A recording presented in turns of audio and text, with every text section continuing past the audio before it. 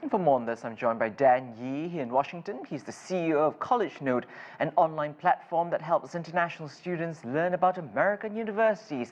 Welcome back to the show, Dan. Good to see you. How are you? Oh, very well, thank you. So let's start, by just trying to figure out and getting a gauge of how ubiquitous online learning was in China before the pandemic, and what's the state of things now, 2 years in.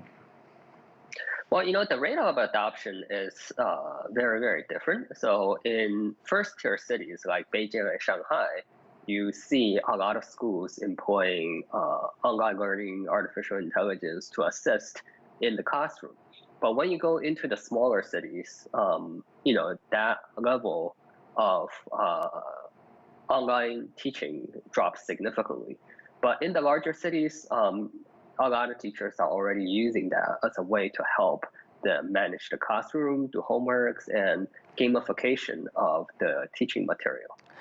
Dan, of course, online classrooms have really helped fill a gap during the pandemic. But at the same time, has it been enough? Are there lots of shortfalls that have perhaps not properly prepared students in the Chinese education system? Well, of course, right? Like, there is always the pros and cons in any situation. We send our kids to school not just to learn the facts, right? The school is also a way for them to socialize with each other and learn how to, work with each other and how to get along with each other. And when you do that through online education, you don't get any of the social aspects. But having said that, the entire work environment is now moving toward a hybrid model. You see both in the United States and in China, where employees come in for 2 days a week, 3 days a week, and rest of the time they just work from home. So perhaps when hybrid work is the future, having hybrid learning is not that bad of a thing after all, because it trains our students, for a hybrid future. Of course. And we just heard that report earlier about the use of artificial intelligence in helping students learn. Do you see that as the next frontier? Oh yeah, artificial intelligence is one of the best things I think that is happening to education. So in a traditional classroom, teachers typically teach at a pace that caters to the lowest common denominator, right? So a lot of the more advanced kids will get bored in the classroom, but teachers do not want to teach that quickly in fear that some of the kids will get left behind.